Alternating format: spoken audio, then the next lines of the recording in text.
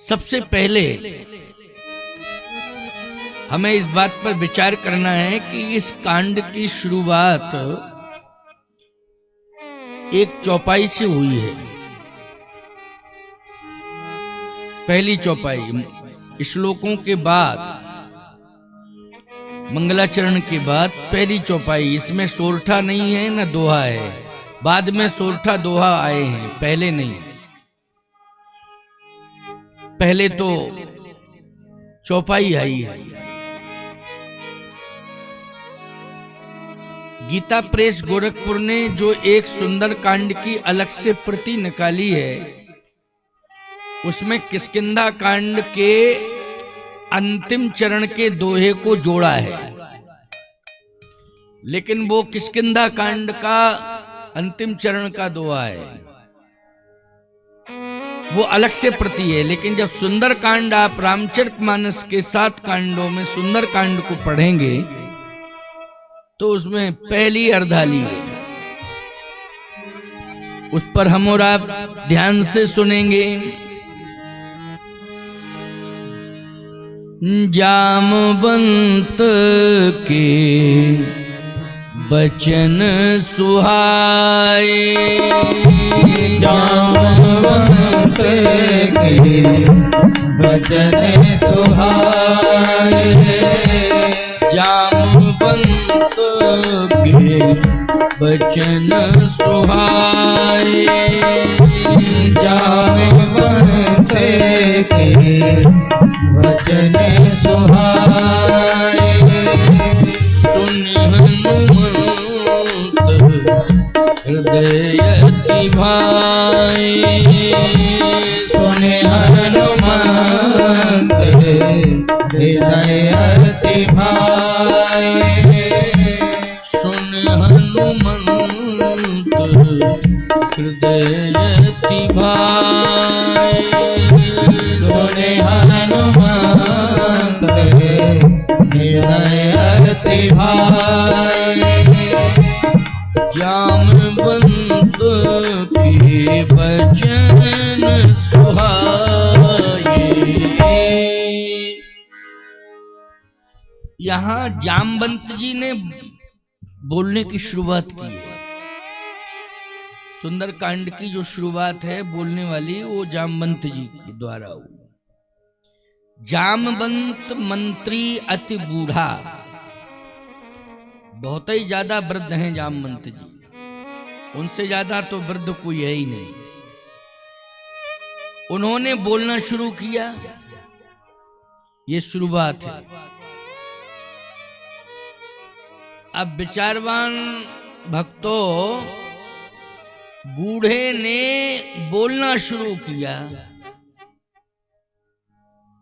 लेकिन सुनने वाला कोई हो बूढ़े की तब ना।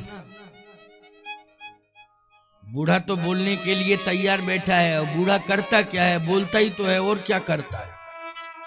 बोलने की ताकत है उसमें, लेकिन कोई सुनने वाला हो तब। आज इसलिए चाहे घर हो, चाहे समाज हो, गांव हो, शहर हो, ये बड़ी बड़ी घटनाएं जो घट रही हैं ना, बड़े बड़े कांड हो रहे हैं, वो इसलिए हो रहे हैं कि बूढ़ों की बात कोई सुन नहीं रहा है। इसलिए बड़ी बड़ी घटनाएं घट रही हैं, बड़े बड़े कांड हो रहे हैं, बूढ़ों की कोई सुन नहीं रहा है। बूढ़ों की बात सुननी चाहिए। देखो सुंदर कांड होगा। अच्छा, मैं एक बात कहता हूं, आज लोग क्या मानते हैं? यही तो कहते हैं कि मैं इसलिए बूढ़े की नहीं सुनता हूं क्योंकि जमाना बदल गया है, हम पढ़े लिखे हैं, वो पुराने जमाने के हैं, वो पढ़े लिखे नहीं हैं, जानते नहीं हैं, समझते नहीं हैं, बोलते हैं। हनुमान जी से ज्यादा बुद्धिमान कोई होगा आज? जितने नौजवान हैं, जब उन्हें बुद्धि की जरूरत पड़ती है तो हनुमान चालीसा लेकर के बैठ जाते हैं हनुमान जी के मंदिर में आंख बंद करके। हमने बड़े बड़े नौजवानों को देखा है? बड़े बड़े न श्री गुरु चरण सरोज रज निज मन मुकुर सुधार है, निज मन मुकुर सुधार। बरनौ रघुबर विमल यश जोदायक फलचार। बुद्धिहीन तन जान के सुमरौ पवन कुमार। बल बुद्धि विद्या देव मोहि हरौ कलेश विकार।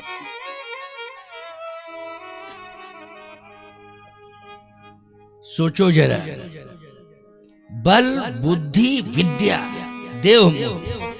सब हनुमान जी से बल भी मांगते हैं, बुद्धि भी मांगते हैं और विद्या भी मांगते हैं।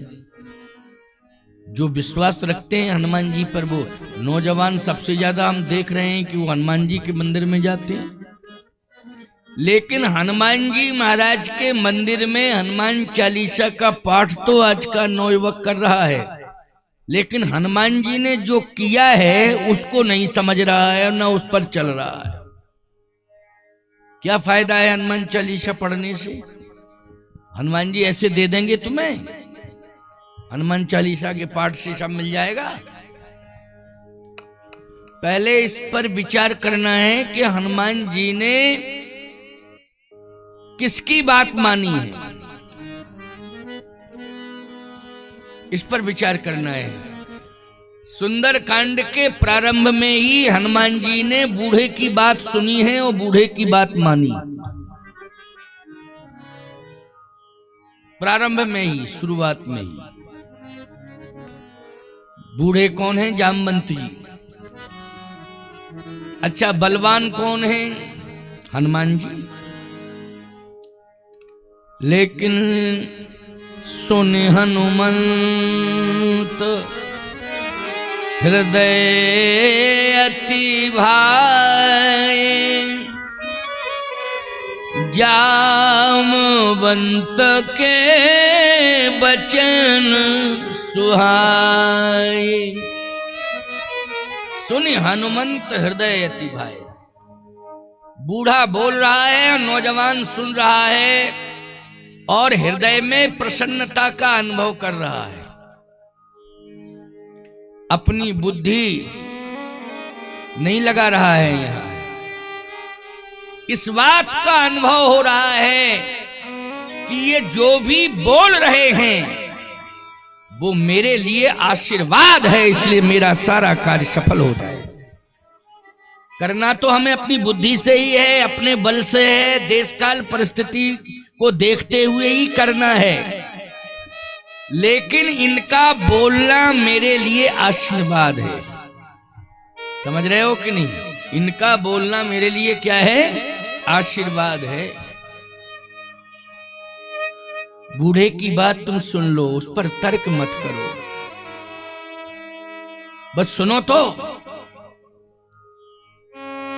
हाथ जोड़ लो, सुन लो और प्रणाम कर लो, चल दो।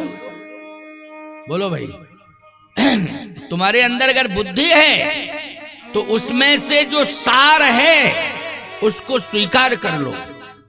जो सार है उसको स्वीकार कर लो, क्या दिक्कत की बात है? लेकिन सुनो जरूर, सुनना चाहिए।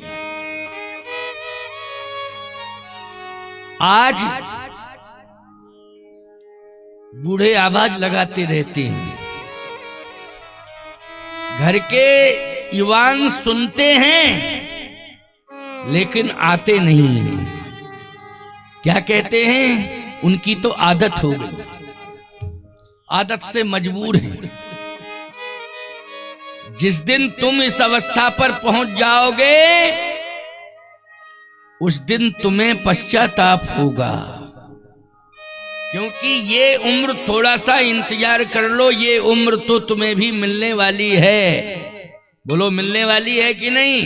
यही उम्र नहीं बनी रहेगी, उम्र बदलेगी, अवस्था बदलेगी, समय बदलेगा।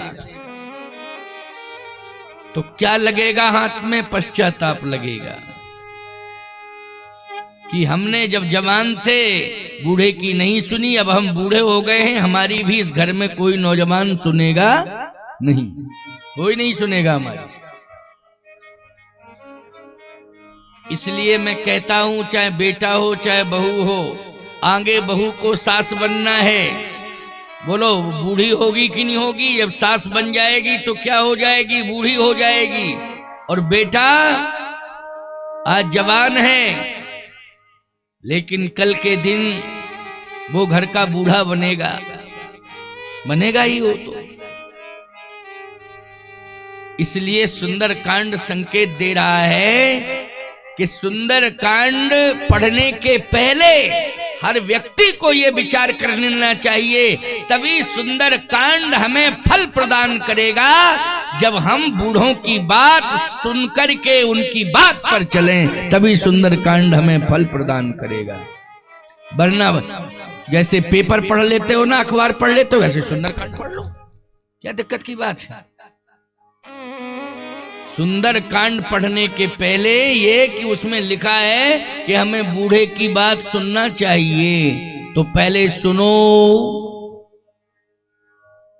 अच्छा, एक बात और इसमें विशेषता से भरा हुआ शब्द, बहुत ही आनंद आएगा, सुनो, क्योंकि फलश्रुति बताते हुए आगे बढ़ेंगे। जामवंत जी ने कहा, हनुमान जी ने सुना, लेकिन हनुमान जी महाराज ने केवल सुना ही है नहीं। गोस्वामी जी कहते हैं, बार बार हनुमान जी कह रहे हैं, जामवंत में पूछो तो ही। बोलो भाई, स्पष्ट है ना? हनुमान जी कह रहे हैं मैं आपसे पूछ रहा हूं, मैं आपसे पूछ रहा हूं। अच्छा एक बात बताओ, हिंदुस्तानी की बात पूछ रहे हम तुमसे, कितने मंदिर जामवंत जी के बने हैं? एक और मंदिर है? हनुमान जी के मंदिर ही मंदिर है। बड़े बड़े मंदिर, छोटे मंदिर, बड़े मंदिर, बड़ी बड़ी फोटो, छोटी छोटी फोटो हनुमान जी की। जामवंत जी का चित्र तो एक रामायण में मिल जाएगा, क्यों भाई? रामायण में एक चित्र है जामवंत जी का, बस। किसी फोटो स्टूडियो पर बताना जरा जामवंत जी का फोटो, कहना कि हमें दे दो। कहीं पागल हो गए हो क्या? यहाँ क्या जरूरत जामवंत जी की? किसी के घर में नहीं मिलेगा प्यारे। हनुमान जी की फोटो हर दुकान पर मिल जाएगी तुम्हें। अरे स्टूडियो नहीं, कपड़े की दुकान होगी, वहां भी हनुमान जी की फोटो लगी है। बोलो भाई, परचून की दुकान होगी, वहां भी हनुमान जी की फोटो लगी है। और जहां बेईमान बैठे हैं वहां भी हनुमान जी की फोटो लगी है। हाँ, हमने देखा है, एक जगह बेईमान इकट्ठे थे, अपनी गुटबाजी में जाने क्या बात कर रहे थे, हनुमान जी की फोटो लगाए थे, वो अगरबत्ती जल रही। हमने कहा देख लो, यहाँ भी हनुमान जी बैठे हैं, हनुमान जी की फोटो यहाँ भी लगी हुई है। सीधी सी बात यह है, ये मत सोचो कि हमारा प्रभाव इतना है, इनका प्रभाव कितना है, इस पर विचार नहीं करना है। हनुमान जी ने नहीं किया इतना विचार कि हमारा प्रभाव कितना है, जामवंत जी का प्रभाव कितना है, इस पर विचार नहीं किया। नहीं नहीं नहीं, इनकी बात को हमें सुनना है और कार्य करने के पहले हाथ जोड़ के प्रणाम करके जाना है, और इनकी बात सुनना है और सुन करके बात मानना भी है। हनुमान जी ने ये संकल्प ले लिया। इसलिए जामवंत जी ने कहा, इतना करहु तात तुम जाई, सीतहि देख कहो सुधि आई। लेकिन जामवंत में पूछो तो ही, उचित सिखावन दीजिस मोही। आप उचित शिक्षा दो, उचित सुझाव दो। जामवंत जी ने कहा सुझाव यही है हनुमान कि जाओ। बंदरों ने कहा केवल जाएं, हम लोग कैसे जाएं? हनुमान जी ने कहा समुद्र पी ले, तो बंदर बोले पी लो, हम लोग भी चले चलेंगे। जामवंत जी बोले नहीं, समुद्र नहीं पीना है, समुद्र नहीं पीना है। बंदर कह रहे थे कि हम लोग भी चलना चाहते हैं, लेकिन इसलिए नहीं चल पा रहे हैं कि इसमें पानी भरा हुआ है। हनुमान जी बोले तो मैं पी जाऊं। जामवंत जी ने सुना कि ये बार बार बंदर आपस में कह रहे हैं और हनुमान जी भी जोश में कह रहे हैं मैं पी जाऊं समुद्र। तो बंदर भी कहने लगे पी जाओ, फिर तो हम लोग भी चले। जामवंत जी ने कहा रुको रुको रुको रुको, समुद्र नहीं पीना है, समुद्र को नहीं पीना है। क्यों? समुद्र के कारण ही वर्षा होती है। बोलो किसके कारण वर्षा होती है? पहले ये बताओ, तुम लोग पढ़े लिखे लोग हो, शहर में रहते हो, हैं? अब तो आजकल शिक्षा की क्रांति में लगभग हम देख रहे हैं कि 95 क्या 98% पढ़े लिखे बच्चे हो गए। क्यों भाई? शायद है 1-2% बच्चे जो माता पिता से दूर हो गए, आवारा हो गए, पता नहीं कुछ संस्कार अलग बचा है, लेकिन सब पढ़ रहे हैं, सब पढ़ रहे हैं। पानी जो बरस रहा है, बादल पानी कहां से प्राप्त करते हैं? जल्दी बोलो। समुद्र से करते हैं कि नहीं? तब पानी बरसता है। अच्छा भाई, पानी जब बरसता है तो जनजीवन खुशहाल हो जाता है कि नहीं हो जाता है? बोलो भाई। खेती भी हरितमा की ओर चली जाती है, उसमें हरितमा ही हरितमा दिखाई देती है। बोलो भाई, जहां भी दृष्टि डालो हरा भरा स्वरूप नजर आता है, प्रकृति हरी भरी हो जाती है। किसके कारण हो जाती है? जल वृष्टि के कारण। और जल आता कहां से है?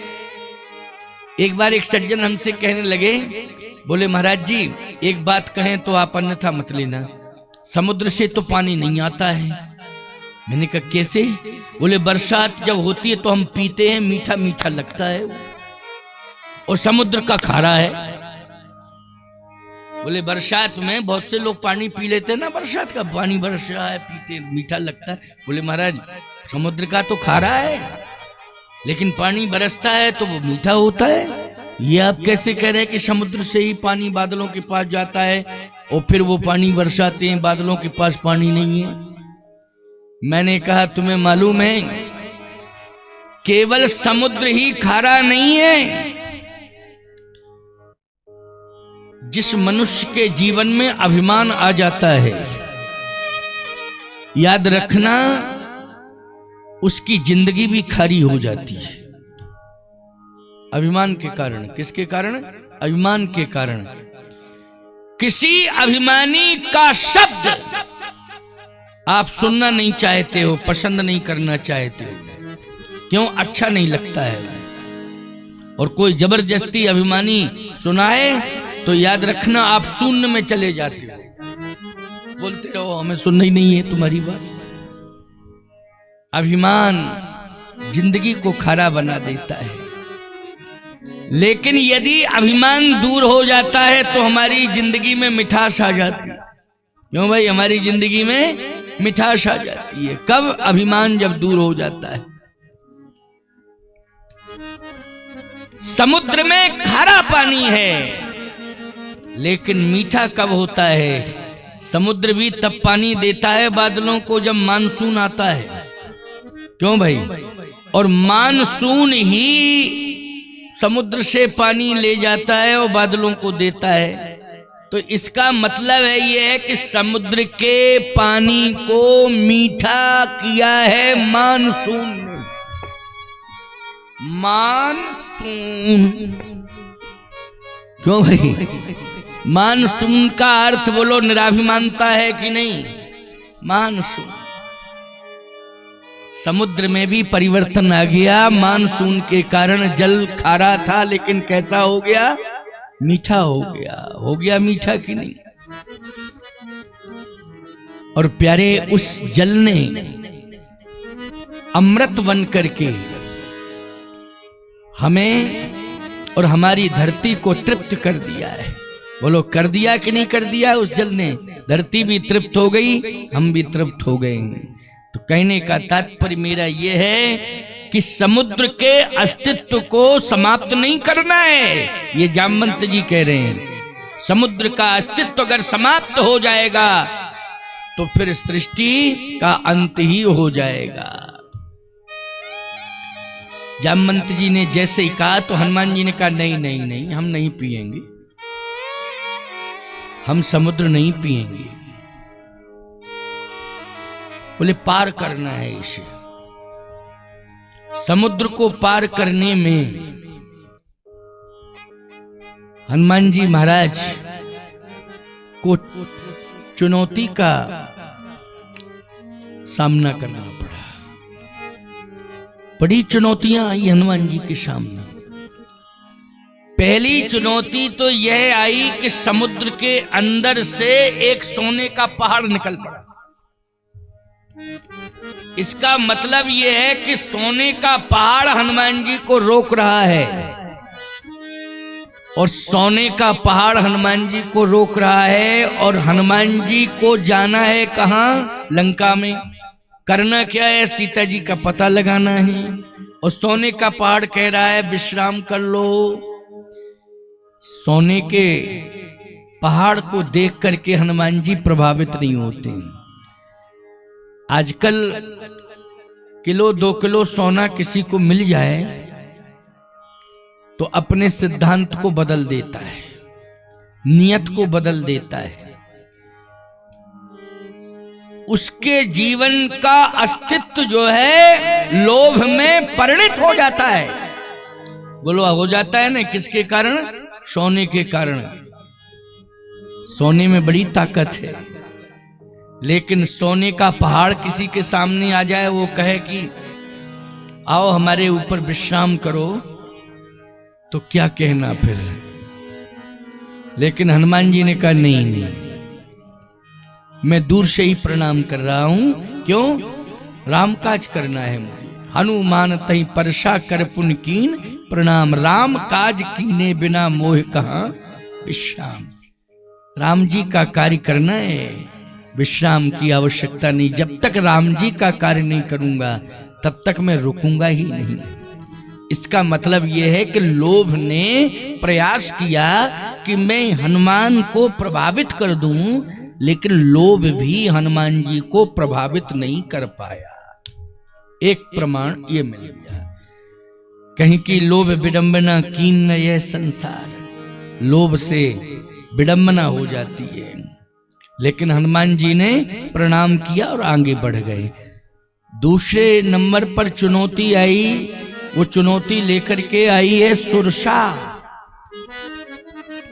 ये सुरसा क्या कर रही है? मुंह फाड़ के हनुमान जी को खाने का प्रयास कर रही है। इसने जो है विशाल मुंह फाड़ दिया है और कहा मैं तुम्हें खा जाऊंगी। हनुमान जी ने कहा देखो अभी खाने की इसलिए जरूरत नहीं है क्योंकि मुझे बहुत कार्य करने हैं।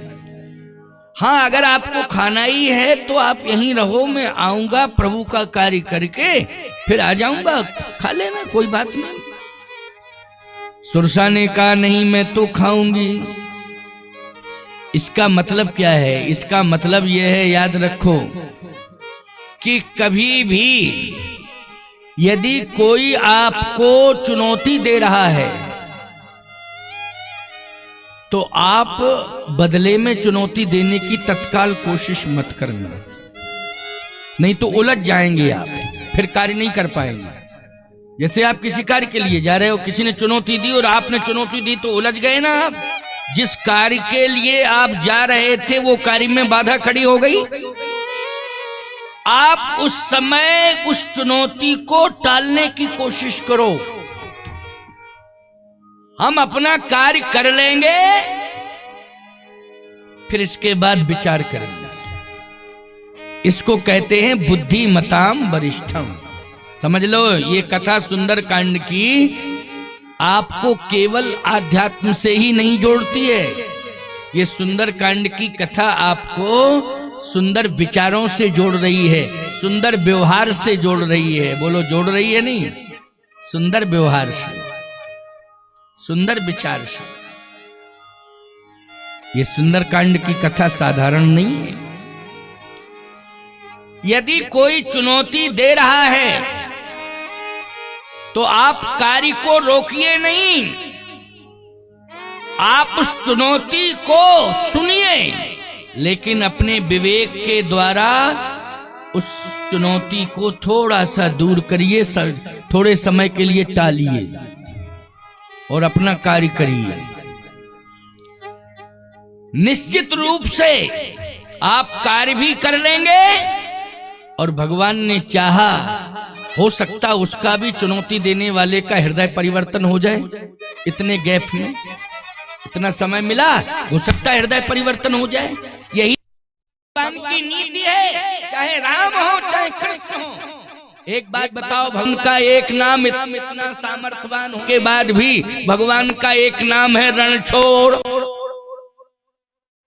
बोलो ऐसी परिस्थिति आई कि रणकोट के भग गए, बोलो भग गए कि नहीं भग गए? नहीं, भरकुट बिलास सृष्टि लय ताकत है उनमें, लेकिन उन्होंने रण को इसलिए छोड़ा है कि कभी कभी ये समस्या भी आ सकती है, तो इस समस्या पर विचार कर लेना। कितने ही सामर्थ्यवान क्यों ना बने रहो, लेकिन थोड़ा टालने की कोशिश करना। लेकिन हनुमान जी महाराज को क्रोध आ गया, क्योंकि सुरसा ने जैसे मुंह फाड़ा तो हनुमान जी ने प्रार्थना की, और जब नहीं मानी तो क्रोध आ गया हनुमान जी। अच्छा खा ले, मैं खड़ा हूं, तुझ में ताकत है तो खा। अब देखिए यहां पर रुकावट आ गई है, क्योंकि जब सोने का पहाड़ निकल के आया था तब तो हनुमान जी ने प्रार्थना कर ली थी और निकल गए। लेकिन सुरसा ने जिस समय खाने की बात कही तो हनुमान जी ने पहले तो प्रार्थना की, लेकिन जब नहीं मानी तो हनुमान जी को क्रोध आ गया। और सही बात तो यह है कि क्रोध हनुमान जी को आ जावे और हनुमान जी का मार्ग अवरुद्ध हो जावे और ये समय टल जावे, हनुमान बैक हो जावे। ये परीक्षा लेने के लिए आई है। इसका मतलब यह है, एक याद रखना, हनुमान जी अगर किसी भी प्रकार से बैक हो जाते या उलझ जाते तो निश्चित रूप से हनुमान जी का अस्तित्व जिस शिखर पर पहुंचा है आज हर युग में, निश्चित रूप से उस पर टिप्पणी भी होती और प्रश्न चिन्ह लग जाता। बोलो लग जाता कि नहीं? प्रश्न चिन्ह लगता और टिप्पणी होती। लेकिन एक बात आपको बतावें, हनुमान जी ने बूढ़े की बात मानी थी, हनुमान जी ने आशीर्वाद लिया था बूढ़े से, तो बूढ़े के आशीर्वाद का देखिए परिणाम सामने आ रहा है कि भगवान ने हनुमान जी को प्रभावित नहीं होने दिया, बचा लिया। जो सुरसा से प्रभावित हो रहे थे और सुरसा सफल हो रही थी, बुजुर्ग जामवंत जी के आशीर्वाद के कारण भगवान ने हनुमान जी को प्रभावित नहीं होने दिया और सुरक्षित कर दिया, बचा लिया और आगे का मार्ग प्रशस्त कर दिया। देखो सुंदरकांड में सुरसा क्या कह रही है, हनुमान जी ने तो यही कहा था प्रार्थना करके कि मां अभी मुझे खाओ नहीं। क्यों? बोले सत कहो मुहि जान दे माई, मुझे अभी जाने दे। सुरसा ने कहा मैं नहीं जाने दूंगी। हनुमान जी ने कहा नहीं अभी जाने दो। सीताराम काज कर फिर मैं आवो,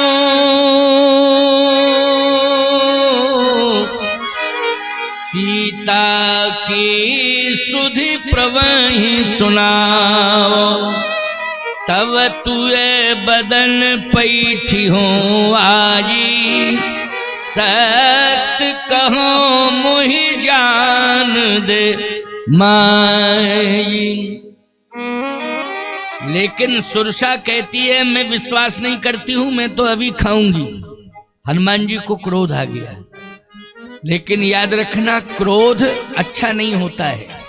जैसे हनुमान जी इतने बड़े देवता बन गए, भगवान ने बचा लिया उनको कि और देवता चित्त न धरई, हनुमत से सर्व सुख करई। ये भगवान की कृपा है और बुजुर्गों का आशीर्वाद है। हमारे ज्ञानेंद्र कह रहे थे कि महाराज जी थोड़ा सा कहीं गुंजाइश मिल जाए तो परशुराम जी की बात रख देना, यहां थोड़ी सी गुंजाइश है, इसा में चला जाएगा। हनुमान जी महाराज शिव हैं। कौन है हनुमान जी बोलो? शिव जी हैं। शिव जी हनुमान बने कि नहीं बने? रुद्रदेह तजने बस शंकर भय हनुमान, शंकर ही हनुमान बने हैं। लेकिन शंकर जी हनुमान बन गए, परंतु शंकर जी हनुमान बन के भी आज इस बात का अनुभव कर रहे हैं कि मैं तभी सफल हो पाऊंगा जब मेरे साथ राम हो। तो राम जी तो हृदय में थे, लेकिन क्रोध आ गया। अब क्रोध आ गया, परशुराम जी को भी क्रोध आया था कि नहीं आया था? तो परशुराम जी के क्रोध को शांत किसने किया था? राम ने। हनुमान जी को क्रोध आया तो हनुमान जी के क्रोध को किसने शांत किया है? राम ने। राम ने शांत किया है, याद रखना। कैसे किया?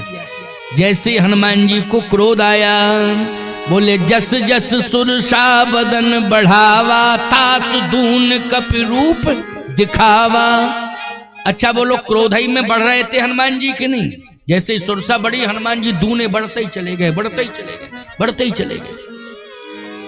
16 योजन मुख तई ठेऊ, और तुरत पवन सुत 32 भयऊ। जस जस सुरसा बदन बढ़ावा, तास दून कपि रूप दिखावा। जो जन भर तही बदन पसारा, कपितन कीन दुगन विस्तारा। 16 योजन मुख तई ठेऊ, तुरत पवन सुत 32 भयऊ। जस जस सुरसा बदन बढ़ावा, तासु दून कपि रूप दिखावा। भगवान ने कहा क्या कर रहे हो हनुमान? अंदर कौन बैठे थे जल्दी बोलो? हनुमान जी के, राम जी। क्या कर रहे हो? हनुमान जी बोले क्या करें? हाथ जोड़ रहे, प्रार्थना कर रहे, लेकिन खाने को दौड़ रही। तो मैंने कहा खा ले फिर, अगर तुझ में ताकत है तो दिखा दे जरा जोर अपना, खा ले। भगवान राम ने कहा तुम दूने बढ़ोगे, सुरसा बढ़ेगी, फिर तुम दूने बढ़ोगे, फिर सुरसा बढ़ेगी, फिर तुम दूने बढ़ोगे, तो यही सिस्टम चलता रहेगा। राम काज हो पाएगा? आगे के कार्य हो पाएंगे? सारे कार्यों में ब्रेक लग गया कि नहीं? हनुमान जी बोले लग जावे ब्रेक, लेकिन ये मान नहीं रही है, तो मैं क्या करूं? नहीं नहीं नहीं नहीं, क्रोध को शांत करो, शांत करो क्रोध को। क्या होगा? बोले रास्ता साफ हो जाएगा। तो हे प्रभु, अब तो क्रोध बढ़ गया है, शांत कैसे होगा? कहा छोटे बन जाओ, छोटे बन जाओ। बड़ा बनने के चक्कर में क्रोध आता है, बोलो आता है कि नहीं आता है? और यदि व्यक्ति छोटा बन जावे तो क्रोध भी शांत हो जाता है और समस्या का समाधान भी हो जाता है। इसलिए गोस्वामी जी कहते हैं सत जो जन तही आनन कीन्हा, अति लघु रूप पवन सुत लीना। जैसे ही 100 योजन की सुरसा हुई, भगवान ने कहा तुम छोटे हो जाओ। हनुमान जी छोटे हो गए, अति लघु रूप। और जैसे ही छोटे हुए, बदन पैठ पुनि बाहिर आवा, मांगी विदाता है सिर नावा। सुरसा क्या बोल पड़ी, भाषा बदल गई। क्या बोल रही है? राम काज सब करी हो, तुम बल बुद्धि निधान। आशीष दे गई सो हरस चलेऊ हनुमान। बोलो समाधान मिल गया कि नहीं? आशीर्वाद मिल गया, आशीर्वाद। आशीर्वाद से कार्य सफल होते हैं। सुरसा आशीर्वाद दे करके गई है, हनुमान जी आशीर्वाद लेके गए। समुद्र पार कर लिया है साहब, सिंह को तो मार ही दिया है। समुद्र पार करने के बाद क्या कार्य सफल हुआ? हाँ हुआ है। कार्य सफल कैसे हुआ? छोटा बन के सफल हुआ। मसक समान रूप कपिधरी। बोलो छोटे बन गए कि नहीं बन गए हनुमान? लंका ही चले वो सुमिर नर हरि। फिर भगवान का स्मरण किया, तो सीधी सी बात है, अभिमान को दूर करना ही भगवान को हृदय में स्थान देना है। ये मंत्र आ गया, अभिमान को दूर करना ही हृदय में भगवान को स्थान देना है। और भगवान को जब स्थान मिल जाएगा तो दुर्गम से दुर्गम कार्य जो है सुगम हो जाएंगे कि नहीं? इसलिए दुर्गम काज जगत के जेते,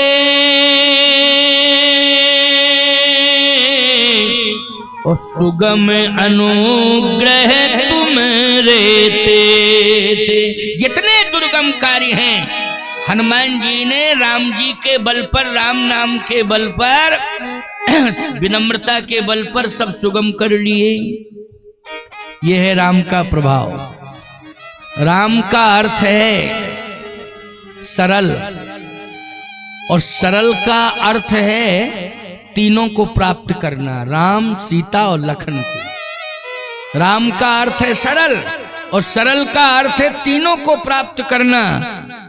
सा से सीता, रा से राम, ला से लखन, तीनों मिल जाएंगे। हो जाओ तुम सरल, मिल जाएंगे तीनों, सीता, राम और लखन। क्या बनना पड़ेगा? सरल। लंका के जितने बड़े बड़े कार्य थे सब दुर्गम थे, लेकिन सुगम हो गए। सुंदर कांड में दुर्गम से दुर्गम कार्य हनुमान जी के लिए क्या हो गए? सुगम हो गए। एक दुर्गम कार्य था, वो सुगम हो कैसे हुआ, इसको सुन लो। इसके बाद थोड़ी सी लंका कांड की चर्चा, फिर राम राज्याभिषेक कराएंगे, क्योंकि 7:15 हो गए हैं और 8 बजे तक राज्याभिषेक हो जाएगा। इसके बाद आरती, तुरंत आरती के बाद फिर सभी लोग, राज्याभिषेक होगा। और आज व्यासपीठ का पूजन होगा, क्योंकि आज विश्राम हो रहा है ना, तो विश्राम के दिन ही व्यासपीठ का पूजन होता है ना, तो सभी को व्यासपीठ के पूजन का भी अवसर मिलेगा और आरती का भी प्रसाद लेकर के सभी जाएंगे। और आनंद ही आनंद रहेगा, आशीर्वाद है मेरा, आनंद रहेगा। दुर्गम काज सबसे बड़ा ये था कि सीता जी नहीं मिल रही थी, ये दुर्गम कार्य था। मंदिर मंदिर प्रतिकर शोधा, देखे जहते अगणित जोधा, गयो दशानन मंदिर माही, अति विचित्र कही जात सो नाही। कहीं सीता जी नहीं मिली, मिल ही नहीं रही थी सीता जी। ये दुर्गम कार्य। लेकिन जैसे ही आगे बढ़े तो विभीषण जी मिल गए। अच्छा बोलो, विभीषण जी जैसे ही मिले और हनुमान जी ने विभीषण जी को जगाया है। बोलो जगाया कि नहीं? मैं एक बात आपको बताऊं, सोए हुए व्यक्ति को संवेदनशील नगर हो और उसमें कोई सो रहा हो संवेदनशील नगर में, और उसको जगाया जाए, तो ये दुर्गम है कि सुगम है? जल्दी बोलो। बहुत दुर्गम है। जहां पर चारों तरफ से पहरा लगा हो, कोई प्रवेश नहीं कर सकता है, वहां हनुमान जी प्रवेश भी कर गए। और जहां लंका में कोई भ्रमण नहीं कर सकता है, वहां हनुमान जी भ्रमण भी कर रहे हैं। और लंका में किसी से बात नहीं कर सकता है, लेकिन हनुमान जी विभीषण को जगा के बात भी कर रहे हैं। बोलो, बड़े बड़े दुर्गम कार्य हनुमान जी ने सुगम किए कि नहीं किए? किसके बल पर किए? शस्त्र के बल पर कि बुद्धि के बल पर? जल्दी बोलो। हथियार हाथ में है नहीं, लेकिन बुद्धि है, बुद्धि के बल पर सफलता मिली है। और हनुमान जी ने सोए हुए विभीषण को जगाया है।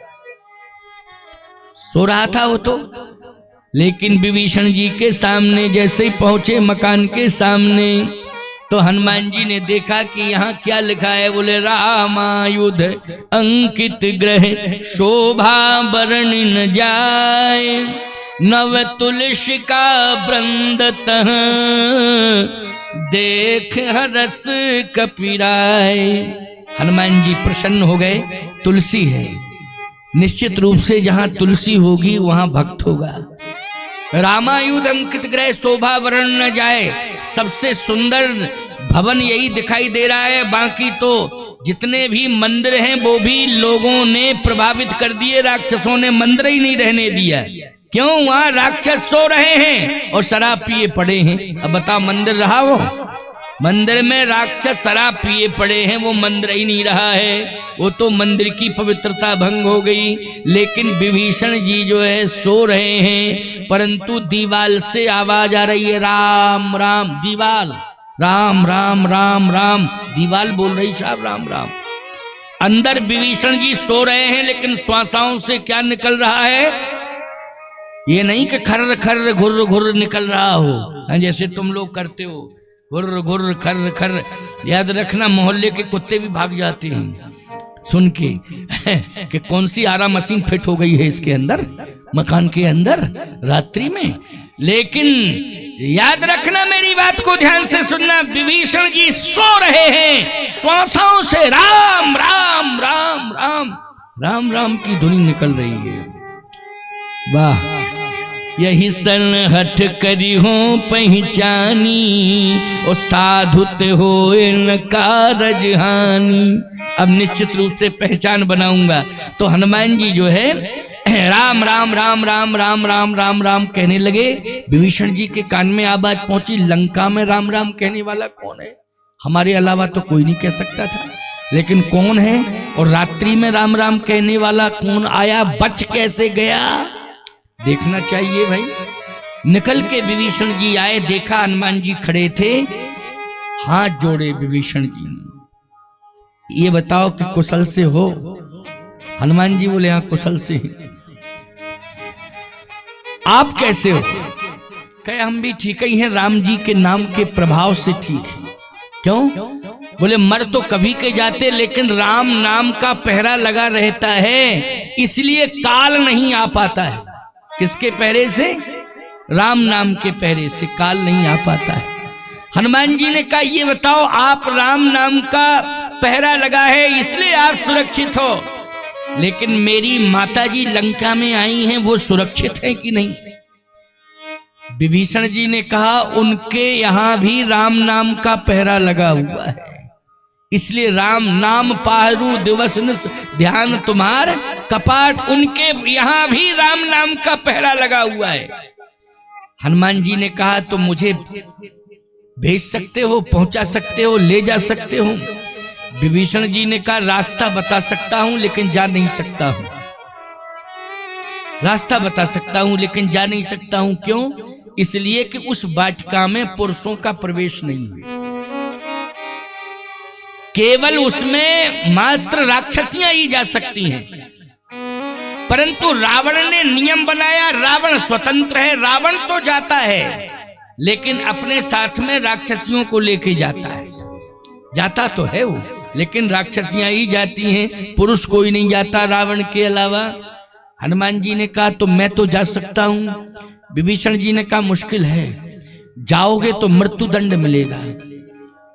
हनुमान जी ने कहा कि एक बात बताओ, मरने से मैं डरता नहीं हूं, लेकिन मैं इसलिए जा सकता हूं कि वाटिका है ना, तो वाटिका में बंदर जा सकता है कि नहीं? विभीषण जी बोले बंदर के लिए कोई रोक टोक नहीं है, लेकिन आप तो ब्राह्मण हो। हनुमान जी ने कहा बनावटी ब्राह्मण हूं, असली तो बंदर हूं। तुरंत ही बंदर बन गए। देखो ये मेरा असली रूप है, मैं तो बनावटी ब्राह्मण बन के आया था, हूं तो मैं बंदर। विभीषण जी ने कहा लेकिन समस्या है। क्या समस्या? ये है कि बंदर से सीता जी डरती। बोलो भाई, बंदर से कौन डरती है? सीता जी। चित्र लिखित कपि देख डराती, सिए बन बसई तात कहीं भांति। चित्र लिखित कपि देख डराती, बंदर से सीता जी डरती हैं। अगर आप बंदर बन के प्रवेश कर गए तो प्रवेश तो कर जाओगे, लेकिन सीता जी डर जाएंगी। इतनी डर जाएंगी कि बेहोश हो गई थी। अयोध्या में बड़ी मुश्किल में होश में आई, अशोक वाटिका में बेहोश हो जाएंगी तो कोई होश दिलाने वाला भी नहीं है। हनुमान जी ने कहा तब क्या करूं? विभीषण जी ने कहा एक बात कहूं आपसे, असंभव भी संभव हो जाएगा और आप सफल हो जाओगे, समस्या का समाधान हो जाएगा। कैसे होगा? विभीषण जी ने कहा कि आपकी वाणी में जादू है। क्या जादू है? आपकी वाणी में वो जादू है कि जो भी सुनता है उसके सारे दुख दूर हो जाते हैं। मेरा दुख दूर हो गया, वाणी सुनकर के दुख दूर हो गया। आपकी वाणी में जादू है, सीता जी का दुख दूर हो जाएगा। लेकिन वाणी से कथा सुनाना। हनुमान जी ने कहा कथा तो सुनाऊंगा लेकिन सामने तो जाना पड़ेगा, कथावाचक को तो सामने जाना पड़ेगा। जैसे मान लीजिए कथा यहाँ हो रही है तो अच्छा सही बताओ, तुम लोग बैठ के सुन रहे हो, हम बैठ के सुना रहे हैं, आमने सामने हो कि नहीं? श्रोता और वक्ता दोनों आमने सामने। हनुमान जी ने कहा कथा मैंने आपको भी सुनाई, तब हनुमंत कही सब राम कथा निज नाम, लेकिन आमने सामने कही। अब आप कह रहे हो सामने जाऊंगा तो वो डर जाएंगी और कथा सुनाऊंगा तो सामने जाके सुनाऊंगा। कहे सामने नहीं सुनाना है कथा। फिर आप बंदर हो, वृक्ष पर चढ़ जाना, डाली पर बैठ जाना और कथा सुनाना। फिर बोले कथा जैसे ही कान में पड़ेगी सीता जी के तो इतनी प्रसन्न हो जाएंगी, जैसे हम सो रहे थे उठ के आ गए वैसे ही सीता जी सो नहीं रही हैं, केवल बैठी हैं। कथा कान में पड़ेगी तो तुरंत कहेंगी कथावाचक बहुत अच्छा है लेकिन दिखाई नहीं दे रहा है, सामने आ जाए, सामने आ जाए। तो हनुमान जी ने कहा जब कहेंगी माता जी सामने आ जाओ तब मैं सामने तो जाऊंगा। डर जाएंगी। फिर वो कहे स्पष्ट बता देना माता जी, शर्त है, साफ साफ बोल रहा हूं, कथा ही कथा सुंदर है, सुनाने वाला तो बंदर है। अब कहो तो आ जाऊं, छिपाने की जरूरत नहीं, साफ साफ बताना माता जी कथा ही कथा सुंदर है, सुनाने वाला बंदर है, कहो तो आ जाऊं। अगर सीता माता कह दें आ जाओ तो चले जाना, पहुंच जाना, कोई दिक्कत नहीं। फिर क्या दिक्कत की बात है? हनुमान जी ने कहा ये तो ठीक कहा, बहुत अच्छी बात कही आपने, यही करूंगा। दुर्गम काज जगत के जेते और सुगम अनुग्रह तुमरे ते बड़ा दुर्गम कार्य था अशोक वाटिका में प्रवेश करना, लेकिन हनुमान जी प्रवेश कर गए कि नहीं? सीता जी के सामने जाना भी दुर्गम था, लेकिन पहुंच गए कि नहीं पहुंच गए? किसके बल पर पहुंचे? दो का ही सहारा था, राम का सहारा और राम कथा का सहारा, दो का सहारा था।